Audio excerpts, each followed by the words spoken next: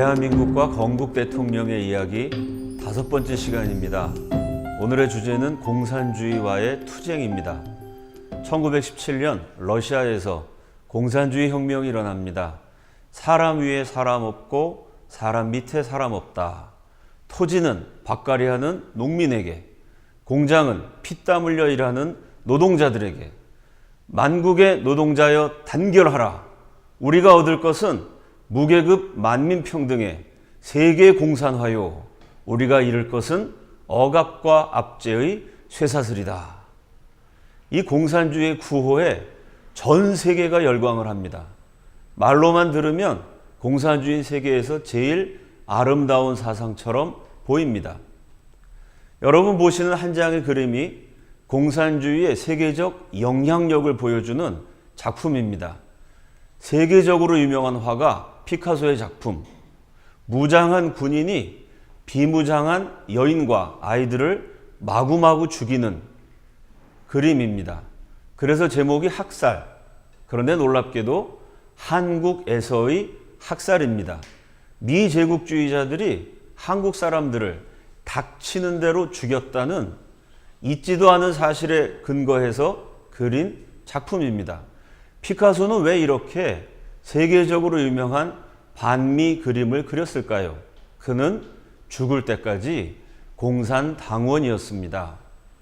해리 덱스터 화이트, 이 이름이 생소하신 국민 여러분들이 많으실 줄 압니다. 그러나 그가 만든 단체는 전 국민이 다 알고 계십니다. 1997년 한국 경제가 휘청했습니다. IMF 사태라고 부르죠.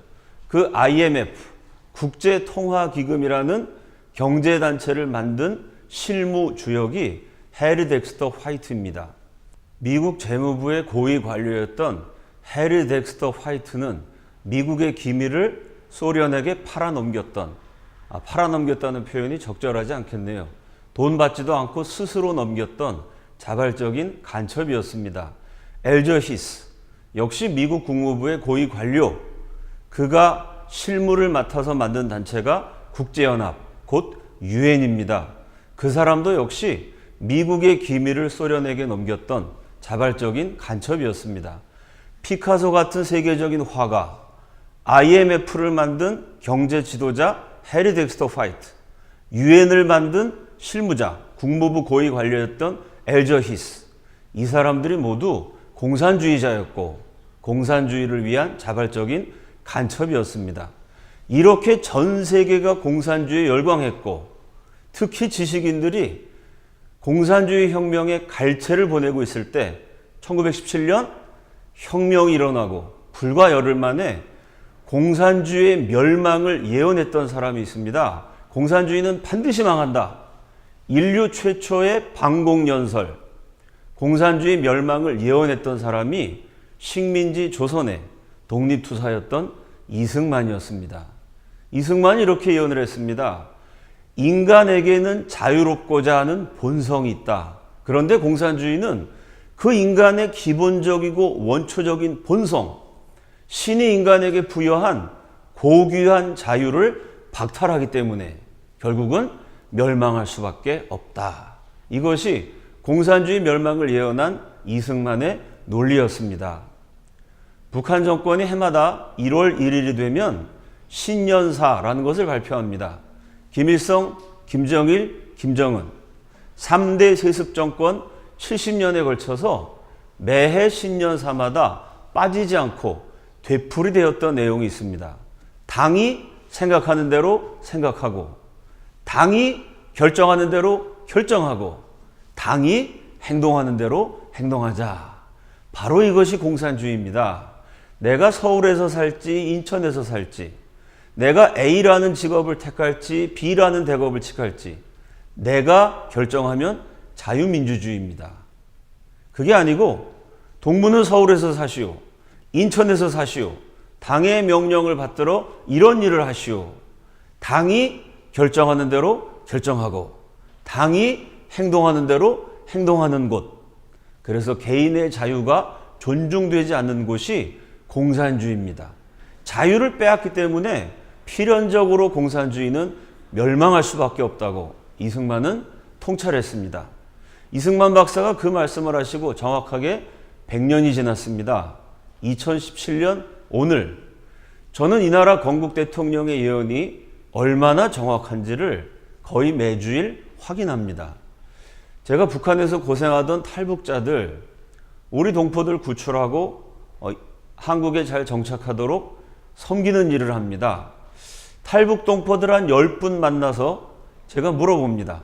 북한 와서 살다가 남한 와서 사니까 뭐가 제일 좋습니까? 10분에게 물어보면 8분, 9분이 약속이나 한 듯이 똑같이 대답합니다. 자유가 제일 좋습니다. 북한에는 자유가 없었는데 남한에 오니까 자유가 있어서 제일 좋습니다. 이승만 박사의 지적이 100년이 지난 오늘 확인해 봐도 정말 정확하다는 것을 알 수 있습니다. 그러면 또 제가 그분들에게 질문합니다. 자유에도 종류가 참 많죠? 언론, 출판, 집회, 결사의 자유, 종교의 자유, 여행, 이동의 자유, 수많은 종류의 자유 가운데 어떤 자유가 제일 좋으십니까? 물어보면 10분 가운데 또 8분, 9분이 이렇게 대답합니다. 은행에서 돈 찾는 자유가 제일 좋습니다. 우리 대한민국 국민들은 그 얘기가 잘 이해가 안 됩니다. 은행에 예금해 놓은 내 돈, 그걸 찾는 것은 당연한 일이지 자유라고 생각하지 않습니다. 그게 당연한 일이 된 것은 건국 대통령 이승만 박사가 자유민주주의라는 아주 탁월한 체제를 선택했기 때문입니다. 은행에 들어간 내 돈을 내가 찾는 거 자유민주주의 체제에서는 당연합니다. 그러나 공산주의 북한에서는 당이 결정하는 대로 결정하는 겁니다. 당이 찾으라 그래야 찾는 거지 내 마음대로 찾는 게 아닙니다. 은행에 들어간 내 돈 찾기 위해서 당 간부들에게 돈 바쳐야 합니다. 실제로 몸을 바쳤다는 동포들도 있습니다. 은행에 들어간 내 돈 찾느라고 그 고생을 하다가 대한민국 와서요. 카드만 집어넣으면 돈이 튀어나옵니다. 얼마나 참 탈북 동포들에게는 감격적이고 감사한 일인지 모릅니다. 저희 단체 어느 동포에게 제가 돈 찾아오라고 부탁을 한 적이 있습니다. 은행이 바로 사무실 옆이기 때문에 한 2, 3분이면 와야 되는데 30분 지나도 안 옵니다. 이분이 남한에서 잘 모르셔갖고 길을 잃어버리신 거 아닌가 걱정을 하고 있는데 늦지막하게 들어오셨어요. 얼굴이 싱글벙글 웃습니다. 제가 질문했습니다. 돈 찾는데 왜 이렇게 오래 걸렸어요? 이분의 대답, 은행에서 돈 찾을 때마다 그렇게 행복하대요. 북한에서 은행에 돈 맡겨봤자 그거 언제 뺏길지 모릅니다. 김정일이가 죽기 전에 마지막 저지른 악행, 화폐 개혁이란 거 해가지고요. 은행에 넣어둔 북한 동포들의 돈을 모두 휴지 조각으로 만들었어요. 그 돈 때문에 고생하다가 남한 와서 쉽게 찾으니 그 행복이 너무 기쁩니다. 그런데 30만 원을 찾는데 카드를 넣고 찾으실 금액 30만 원 이렇게 누르면 30만 원이 한꺼번에 나와서 행복한 순간이 너무 짧아요. 그 행복을 오래 누리고 싶어서 카드를 넣고 찾으실 금액 10,000원. 10,000원 나오면 보고 야, 내가 좋은 나라 왔구나. 다시 또 카드를 넣습니다. 찾으실 금액 10,000원. 30만 원을 30번에 걸쳐서 나눠 찾느라고 그렇게 시간이 걸렸답니다. 자유라는 것이 사람을 기쁘게 하고 행복하게 한다는 것, 인간 생존의 기본 조건이라는 것을 확인할 수 있는 대목입니다. 1917년에 공산주의 멸망한다는 예언을 했습니다. 그런데 임시정부에 자꾸 공산주의자들이 끼어듭니다. 그들을 정리하기 위해서 1923년 임시정부 대통령이었던 이승만이 공산당의 당부당, 공산당이라는 것이 정당한가 부당한가라는 제목으로 논문을 씁니다. 모든 부자의 돈을 합하여다가 나누어 가지고 살게 하면 이게 공산주의죠. 부자들 돈을 다 뺏어가지고 공평하게 나눈다. 말로는 그렇게 합니다. 기업가들의 경쟁이 없어지고 상업과 공업의 발달이 되기 어려우리니 사람의 지혜가 막히고 모든 기기묘묘한 기계와 연장이 다 스스로 폐기되어 지금의 이용 후생하던 모든 물건이 다 더 진보되지 못하며 물질적 계명이 중지될지라. 공산주의 하면은 열심히 일한 사람이나 일하지 않은 사람이나 똑같이 나눠줍니다. 그러면 누가 열심히 일하겠어요? 노력하지 않기 때문에 물질적 계명이 중지될지라. 원시적인 사회가 되고 만다. 공산주의 사회에서는 기술 발전이 일어나지 않는다 라고 1923년에 공산당의 당부당이라는 글에서 분명히 밝혔습니다. 그런데 이승만이 이 글을 쓰고 66년이 지난 1989년 소련 공산당의 마지막 전당대회가 열립니다. 그곳에서 공산주의 종주국 소련의 마지막 최고 지도자 고르바초프가 탄식을 합니다. 자본주의 국가는 놀랍게 기술이 발전했는데 우리 공산주의 소련은 기술 발전이 너무나 정체됐다. 기술 발전이 안 돼서 공산주의가 멸망할 수밖에 없다는 공산주의 종주국 최고 지도자들의 마치 공산주의의 유언 같은 탄식입니다. 1923년에 이승만이 물질적 계명이 중지될지라. 공산주의 하면 기술 발전이 안 된다. 정확하게 66년 후에 1989년 고르바초프가 기술 발전이 안 돼서 공산주의가 망했다. 마치 이승만의 논문을 읽은 것처럼 아귀가 딱 들어맞는 그런 언급을 남겼습니다. 이승만이 70년 앞을 내다본 위대한 역사의 예언자였다는 것을 입증한 대목입니다. 그런데 너무 앞서간 사람에게는 기다려야 하는 형벌이 내려집니다. 이승만은 공산주의에 대해서 정확하게 꿰뚫어보고 역사의 흐름을 앞서가신 분입니다. 그러나 미국은 이승만만큼 앞서가지 못했어요. 결국 이승만에게 기다려야 하는 형벌이 내립니다. 미국의 정책은 친공이었습니다. 자본주의 미국과 공산주의 소련이 동맹이었습니다. 두 나라가 동맹을 맺어서 소련과 일본을 물리친 전쟁이 제2차 세계대전이죠.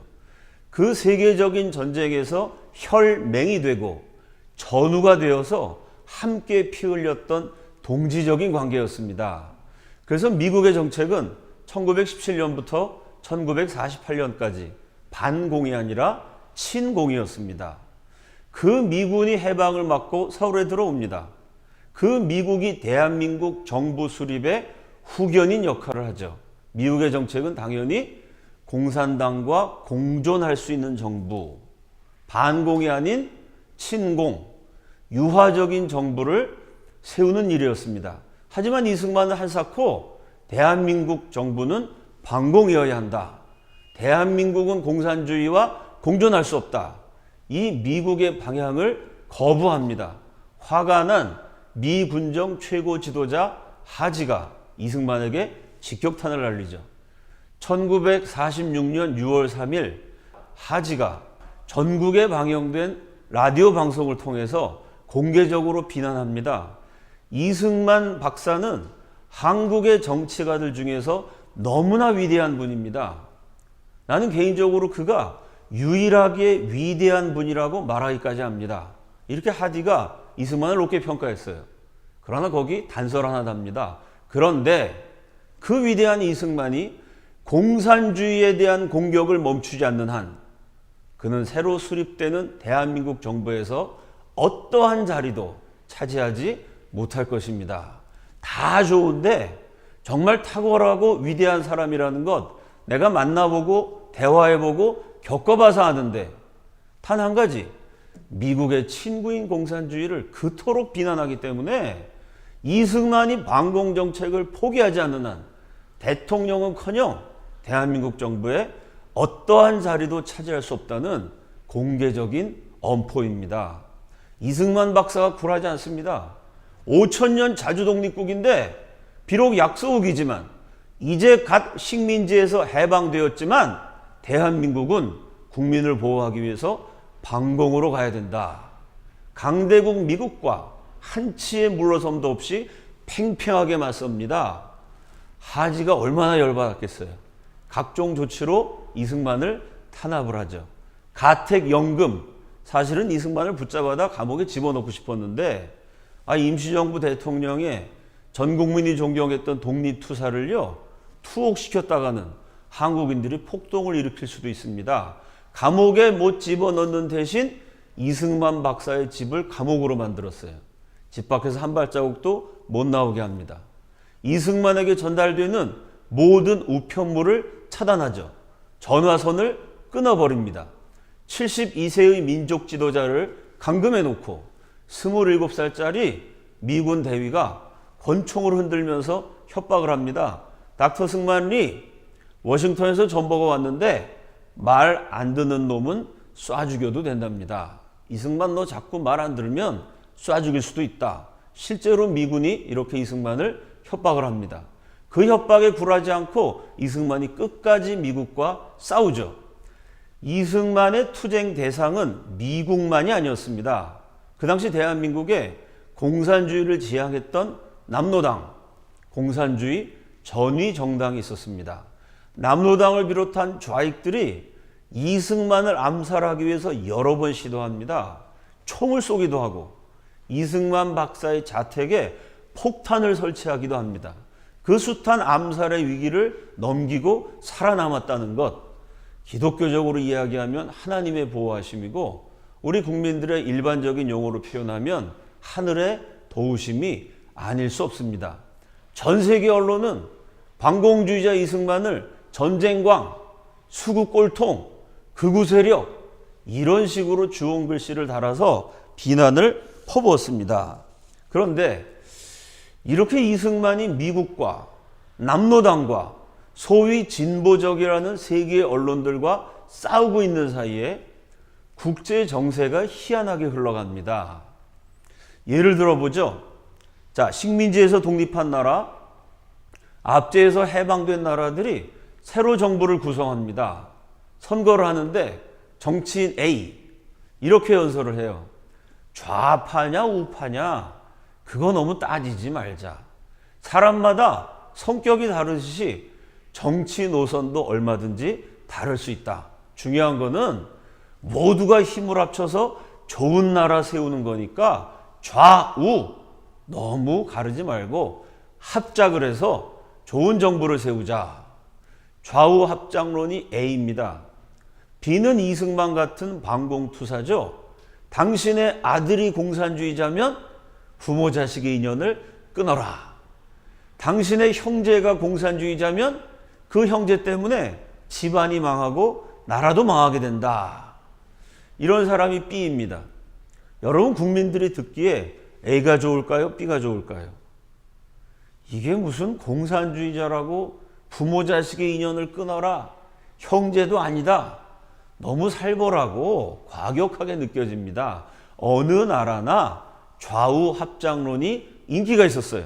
국민들이 좌우 합작론 주장하는 사람들을 지도자로 선출합니다. 그래서 좌우 합작 정부가 만들어지는데 이상한 일이 계속해서 일어나요. 좌우 합작에서 얼마 지나지 않아 우가 소멸됩니다. 우파의 지도자들이 의문의 교통사고를 당해요. 갑자기 암살당합니다. 실종되어서 사라지거나 무슨 이유인지 모르게 정치계에서 은퇴해버립니다. 국민들은 좌우 합작 정부를 만들어줬는데 시간이 지나면서 우가 없어지고 좌파 연립정부가 됩니다. 좌파 안에도 파벌과 노선이 다양하죠. 진보주의자, 사회주의자, 수정된 공산주의자, 공산주의자 안에서도요, 소련파, 소련을 중심으로 하는 소련파 공산주의자가 있고, 자기 민족, 자기 고유의 특성을 강조하는 국내파, 민족적 공산주의자가 있습니다. 좌우 합작이 좌파 연립이 됐는데, 그 다음에 또 똑같은 일이 반복이 됩니다. 소련파를 제외한 나머지 지도자들이 교통사고를 당하고 실종되고 암살을 당하고 정계에서 은퇴해버립니다. 결국 누구만 남냐면 소련의 지령을 받는 소련파 공산주의자들만 남아서 결국은 소련의 꼭두각시 국가가 되고 위성국이 되고 무서운 독재를 실시합니다. 북한의 경우를 예를 들어보죠. 소련군이 평양에 진주했을 때 장교가 이런 기록을 남겼어요. 평양은 조만식 판이었다. 그 당시 평양에서 가장 존경받았던 북한 전체를 대표할 수 있는 지도자는 좌파가 아니었습니다. 우파 기독교 민족주의자였던 조만식 선생이었습니다. 또 조만식 선생 다음 정도로 영향력 있었다고 평가할 수 있는 인물이 현준혁 국내파 공산주의자입니다. 조선이 배출한 가장 뛰어난 공산주의 이론가 가운데 한 사람이고요. 이 사람은 공산주의자였지만 조만식 선생을 깍듯이 존경했고 예의를 갖췄던 인물이었습니다. 그리고 세 번째가 이제 소련이 앞세워서 들어온 젊은 대위 김일성이었습니다. 그런데 결과는 어떻게 됐을까요?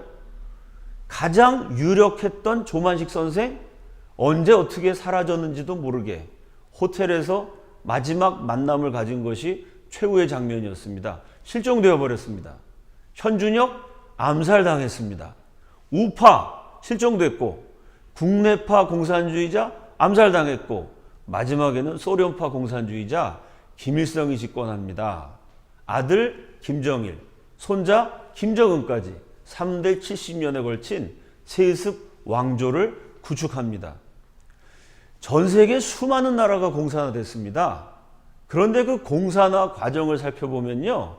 공산주의자가 다수였기 때문에 공산화된 사례는 단 한 건도 없습니다. 처음부터 공산당 단독 정권으로 집권했던 사례도 단 한 번도 없습니다. 좌우 합작해서 우파 지도자를 다 제거합니다. 좌파 연립이 된 다음에 소련파를 제외한 나머지 지도자들을 또 제거합니다. 결국은 소련의 지배를 받는 공산 독재 국가가 되는 것입니다. 전 세계가 붉게 물들어요. 친공 정책을 폈던 미국이 당황하게 됩니다.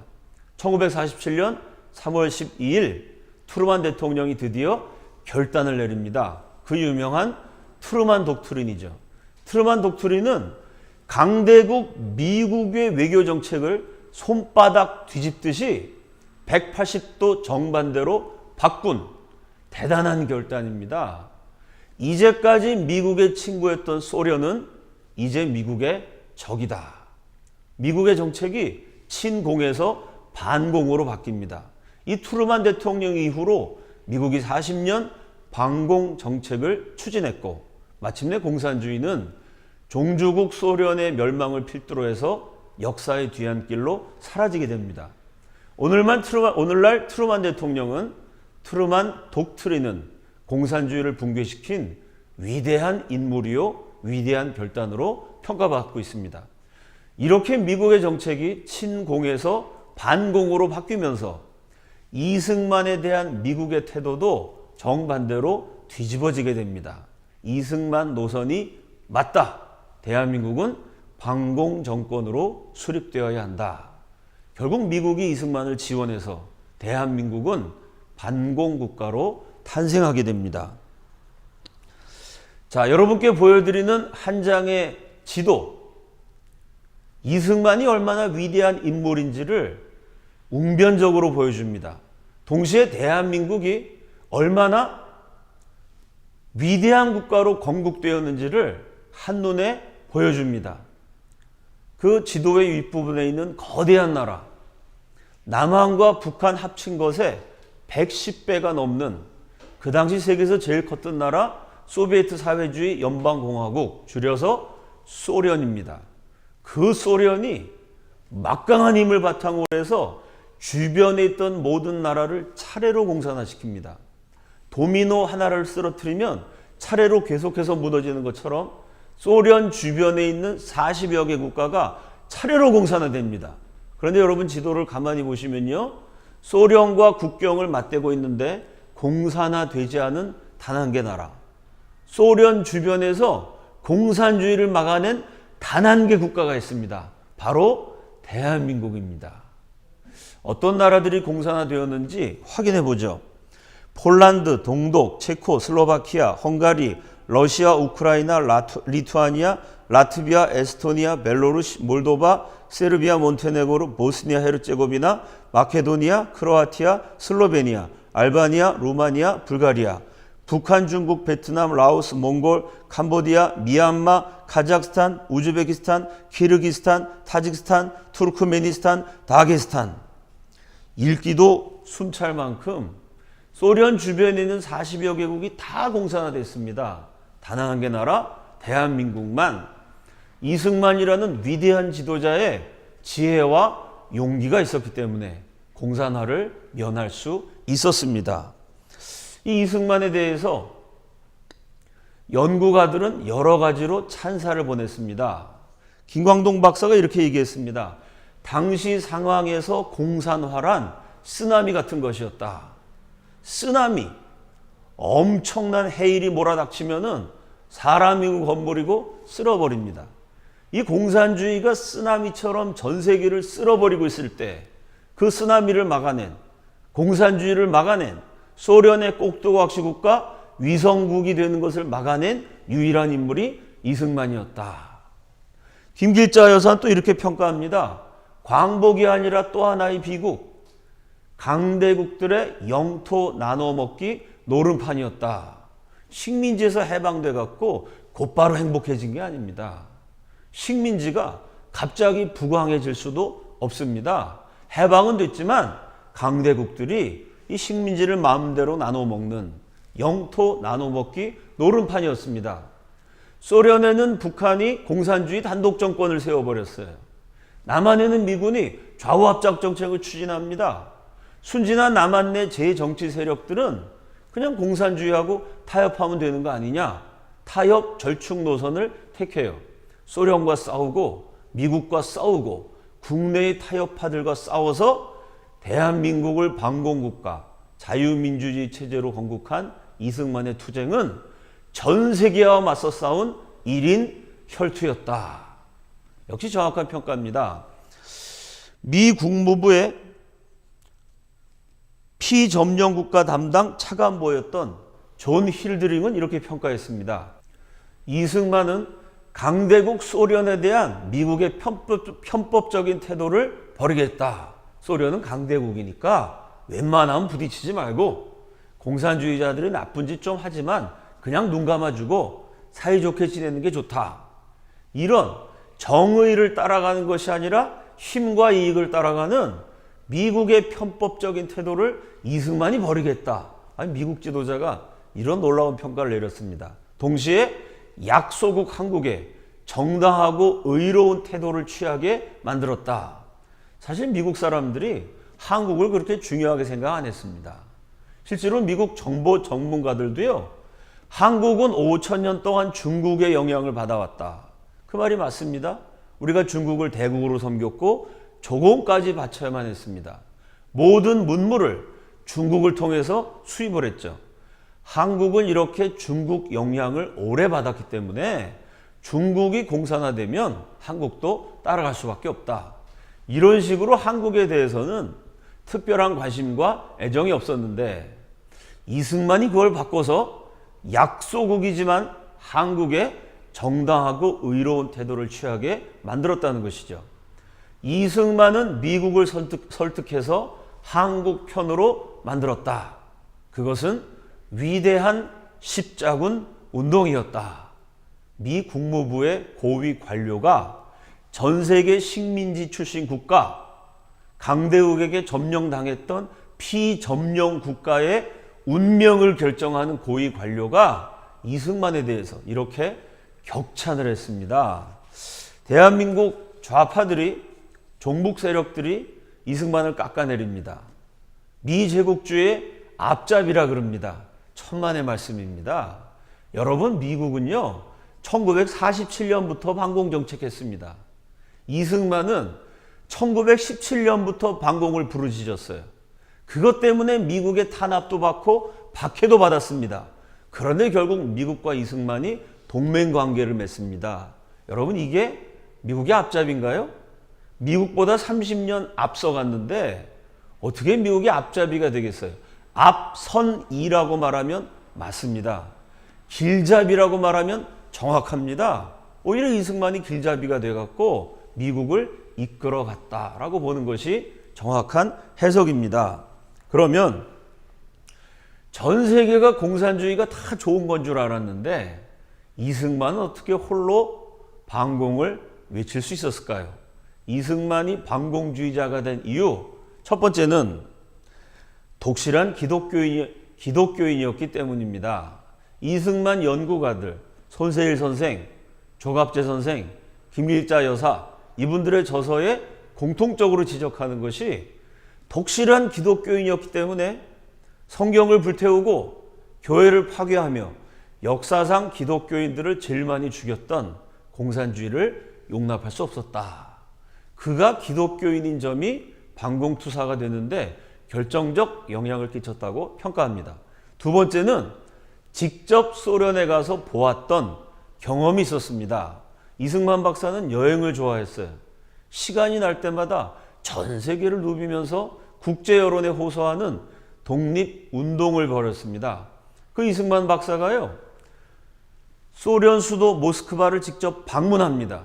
그때쯤이면 이승만이 반공투사였기 때문에 소련의 요주 인물로 낙인이 찍혔어요. 그래서 들어가자마자 곧바로 추방됩니다. 그 짧은 기간에 공산주의가 뭔지를 이승만이 정확하게 목격합니다. 기차에서 만난 미국인과의 대화에 대해서 기록한 내용이 있습니다. 소련에 가봤더니요, 오스트리아, 헝가리, 유럽 어느 나라 농민들보다 소련 농민이 더 가난합니다.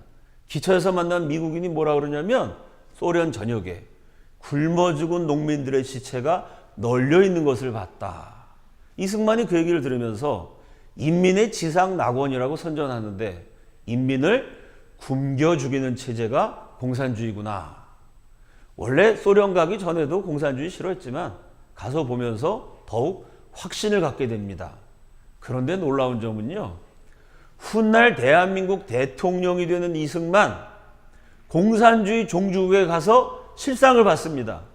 비슷한 시기에 훗날 대한민국 부통령이 되는 김성수 선생도 모스크바를 방문했어요.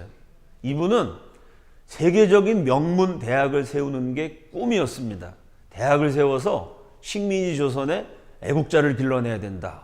언젠가 우리가 독립을 하게 될 때 그 대학에서 길러낸 인재들이 나라의 주춧돌이 될 것이다.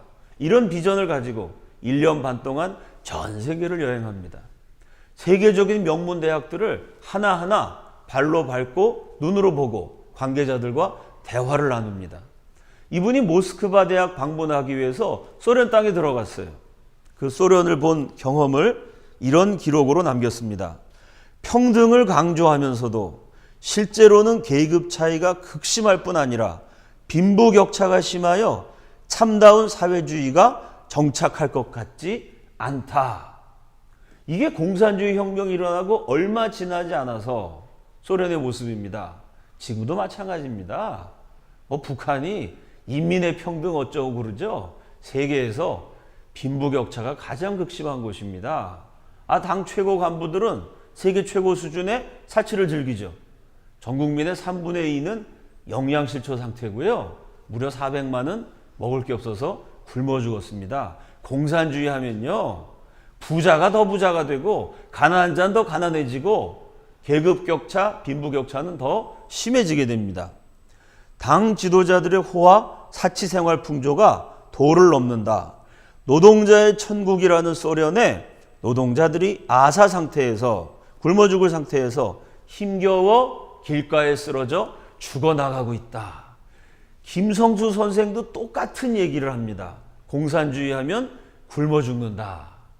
여러분, 이 두 분이 공산주의를 눈으로 보고 귀로 들어서 실체를 정확하게 파악했던 두 분이 대한민국의 대통령이 되고 부통령이 됩니다. 공산주의 하면 굶어 죽는다.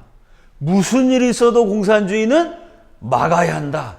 이런 분들이 지도자가 되었기 때문에 오늘날 저와 여러분이 김일성을 어버이 수령이라고 부르지 않고 당이 결정하는 대로 노예처럼 따라가지도 않고 자유 대안의 자유와 번영을 누릴 수 있는 것입니다. 남한의 청년과 북한의 청년은요, 같은 민족입니다. 같은 유전자, 단군의 후손입니다. 같은 언어를 쓰고 5,000년 같은 역사를 물려받았으며 같은 문화 속에서 성장했습니다. 같은 민족, 같은 언어, 같은 역사, 같은 유전자인데요. 나란히 세워놓고 보면 남한 청년이 북한 청년보다 키가 한 뼘이 더 커요. 몸무게는요, 북한의 중학생 몸무게가 남한의 초등학생 몸무게만도 못합니다. 같은 민족인데 키가 달라지고 몸무게가 달라지고 체형마저 달라졌습니다. 무엇이 이렇게 사람의 몸까지 바꿔놨을까요? 바로 이념입니다. 공산주의라는 이념이 키를 15cm 더 작게 만들었고 중학생 몸무게를 초등학생 수준으로 못 먹고 굶주려서 말라 비틀어지게 만들어버렸습니다. 이념이라는 것이 이렇게 무서운 것입니다. 지금 대한민국에서도 좌우합작 내지는 노골적인 공산화를 추구하는 사람들이 참 많습니다. 그 사람들이 제일 자주 쓰는 말이 두 가지입니다. 첫째가 색깔론. 당신 이념에 문제가 있다. 종북이냐? 물어보면 약속이나 한 듯이 합창하는 것처럼 대답합니다. 지금이 어떤 시대인데 철진한 색깔론을 부르짖느냐. 남들이 공산주의라고 지적하면은 색깔론이라고 대답합니다. 그리고 본인들은 공산주의가 아니라 민주주의라고 말합니다. 남이 공격할 때는 색깔이라고 비난하고 본인들이 공산당 비슷한 정책을 내놓으면서 이거는 민주주의라고 말합니다. 사실은 그게 공산당 전략입니다. 공산주의 최고 지도자, 남북한 합친 것에 110배가 넘는 거대한 소련 대륙을 붉게 물들인 공산왕조의 창시자 레닌이 이렇게 말했습니다. 민주주의가 망할 때까지 민주주의를 외쳐라. 이게 공산화 전략이에요. 민주주의 국가를 어떻게 무너뜨리느냐? 어떻게 공산주의로 바꿔놓느냐? 민주주의를 멸망시키는 공산화 전략이 민주주의입니다. 민주주의를 외쳐서 민주주의를 망하게 한다는 전략입니다. 예를 들어 이런 겁니다. 대한민국 교과서가 북한을 정통성 있게 인정하고 대한민국 아주 태어나지 말아야 될 형편없는 나라라고 왜곡합니다. 역사 교과서 엉터리라서 그거 바꿔라. 국정화해야 된다. 그럼 뭐라고 대답합니까? 공산주의 교육에 대한 탄압이다 라고 말하지 않습니다. 민주교육에 대한 탄압이다. 국민 세금으로 먹고 사는 국회의원이 대한민국을 보호한 것이 아니고요. 북한이 쳐내려올 때 어떻게 합세해서 이 나라를 적화시키느냐. 내란을 모의했습니다. 그런 국회의원 체포하면은 반역자에 대한 탄압이다가 아니고요. 종북에 대한 탄압이다 도 아니고요. 민주 인사에 대한 탄압이다.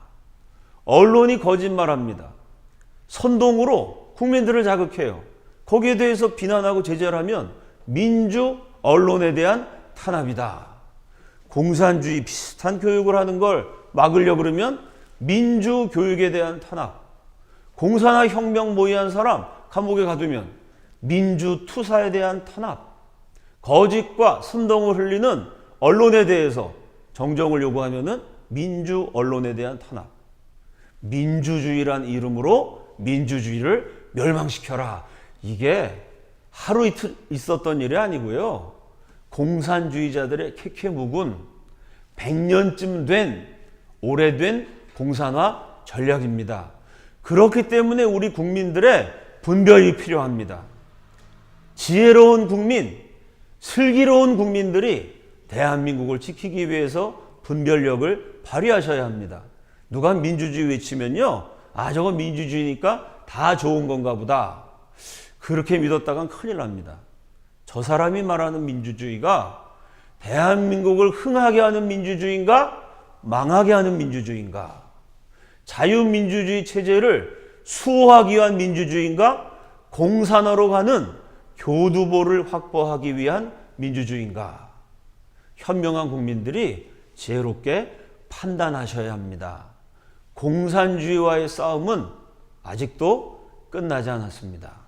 전 세계에서 유일하게 공산화를 막아내었던 대한민국의 자랑스러운 건국사, 세계 유일의 소련의 위성국화를 막아낸, 미국으로 하여금 한국의 정당하고 의로운 태도를 취하도록 설득해낸 위대한 건국의 아버지 이승만, 대한민국의 역사와 건국 대통령의 업적을 기억하면서 마지막 남아있는 이념으로 말미암은 분단국가 대한민국에서 이 공산주의와의 최후 싸움에서 승리하는 지혜로운 국민들이 다 되시기를 기원하면서 오늘 강의를 마치겠습니다. 감사합니다.